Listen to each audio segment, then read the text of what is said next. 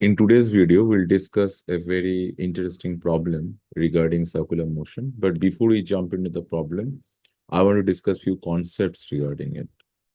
First of all, circle is a curve, and any curve is an assimilation of tangents.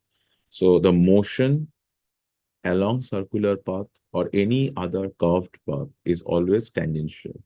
So the velocity of the particle is always along tangent. Now think that when we walk, what is the direction of the friction? So say if this is our feet. So if I'm walking or running, what is the direction of the friction? So many of you may think that it is in the negative x-axis or in the backward direction. So the thing is that this feet will move along left side or along negative x-axis side. So due to which the friction is going to be in the forward direction. This is true while running as well as walking. What is the maximum acceleration that you can generate while walking? Obviously, this friction on that person is an unbalanced force. So this means the maximum possible value of this friction is going to be mu mg, or you can say mu into normal reaction for horizontal surfaces. N is mg. So this is the maximum possible force that can be generated. This means the highest possible acceleration is mu g. So nobody, including me, you, or anyone, including Superman, Iron Man, Spider-Man, etc., there is a famous AC Verma problem based on this. So always remember that the maximum possible acceleration is mu g. If you have to gain a very high speed in the smallest possible time, this is the acceleration that you must have. Now think of a vehicle. So if this is the tire of a vehicle, and if the vehicle is moving in the forward direction, the vehicle may be car, motorcycle, etc., etc., the vehicle has to rotate in the clockwise direction for it to move in the forward direction. So this means that the friction at the bottommost point is going to be in what direction? So if I zoom into this diagram, see the bottommost point is going in this direction, tangential, right? So this means the friction is in the forward direction. And again, if the vehicle has to gain velocity in the smallest possible time, in the least possible time, this means the friction has to be highest, and that is equal to mu mg. And that means the acceleration has to be mu g. Okay. So now imagine this circular track, and this is a bird's eye view. That means you are watching from the top. And let us think that here is a motorcycle or a car. Let us take it as a car. The car is at rest. Okay. Now the car is going to move in this circular path. What do you think will be the direction of friction at the very beginning? The thing is that for this car to move in the forward direction, the car has to gain velocity starting from rest. How it is going to gain velocity? Obviously, because of acceleration. And how it is going to have acceleration? That is only possible if the friction acts in what direction? It acts in the tangential direction. So at t equal to 0, there has to be friction. And remember, if the car has to cover certain distance in the least possible amount of time, this friction has to be the highest friction. And what is the value of the highest friction? So this is equal to mu into normal reaction, and normal reaction being mg, it is going to be mu mg. Okay. Now, as the car starts to gain velocity rapidly because it is using the highest possible friction, what is going to happen after some time is that there is going to be velocity. And in what direction? Tangential. The reason being that this car is supposed to move along the circular track. So there is going to be tangential velocity, right? Along the circular track, if there is this velocity, this means there is going to be centrifugal force that will develop. So this car will have a tendency to skid outward, to slip outward, and it is having a tendency to get off track. Now, mv square by r has to be balanced. And who is going to balance this mv square by r? If this car has to be on the track, who is going to balance this mv square by r? And that is going to be friction, the radially inward friction. If I call the starting point as O, and this arbitrary point as A, at point A, the car must have acceleration. And who is going to provide this acceleration? Obviously friction. So that means there is going to be two kinds of friction. One is along the radius and other is along the tangent. So the resultant friction will be along this direction.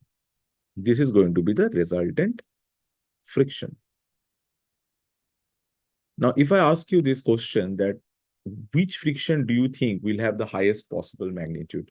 Will it be the radial friction or will it be the tangential friction? Think about this. And this is the resultant friction. This means this friction will have what value? Mu into n. That means mu into mg. So this car is gaining velocity. And as it is gaining velocity, what do you think the direction of this resultant friction will become? Will it be more going towards the radius? That means if I call this as theta, will this theta start to decrease or will this theta start to increase? What do you think? The requirement is what? The radial friction has to be more than the tangential friction. And for the radial friction to have higher value, this theta has to reduce. This theta has to decrease because then the cos, fr cos theta, it will increase because cos theta will increase if theta decreases. So that means the theta has to decrease. And what is the minimum value of theta? Because at the maximum velocity of this car, let us think that at this point C, this car gains the maximum possible value of velocity. Okay. So at this particular point, if the car has the maximum value of velocity, this means this car will have the tendency to go radially outward at its highest level. So that is going to be mv max square by r. These values will be now what? It will be highest. That means the highest possible friction has to now work to balance mv max square by r. And what is that value? That is mu mg. And now the friction is completely radially inward. So this is the value of the friction, which is now completely radially inward. So what will be the theta now? It is going to be 0.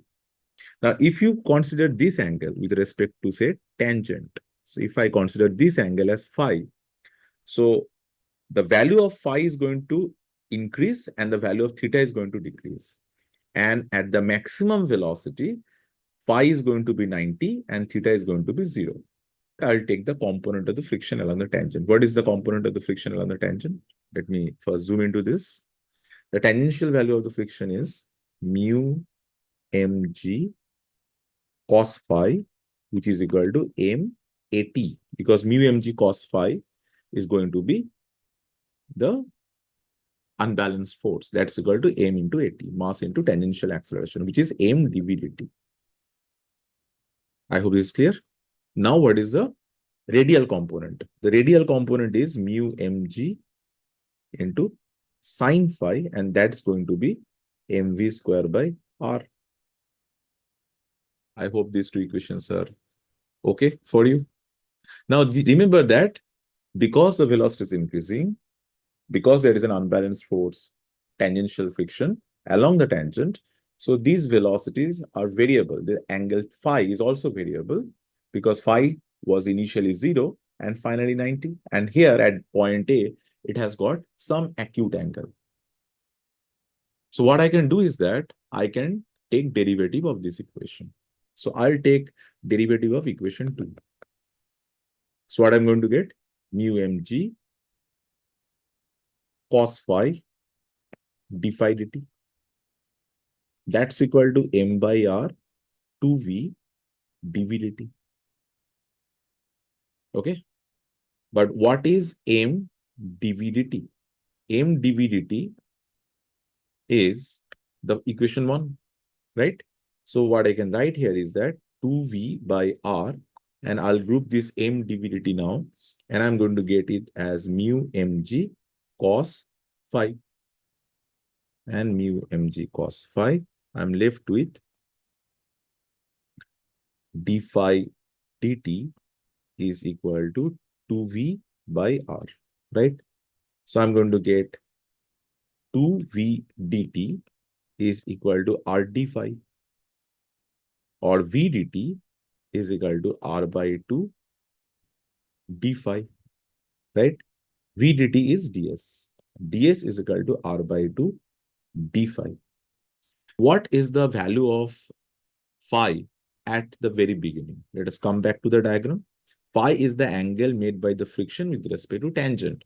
At point O, the friction makes zero angle with respect to the tangent. So that means the starting value of phi is zero. And at the final point, the phi, that is the friction, makes an angle 90 degree with the tangent. So the limit goes from 0 to pi by 2. And ds will go from 0 to s. So this means s is equal to r by 2 into pi by 2. So the answer is pi r by 4. So this is the distance the car has to cover to gain maximum velocity in the least possible time. Thank you for watching.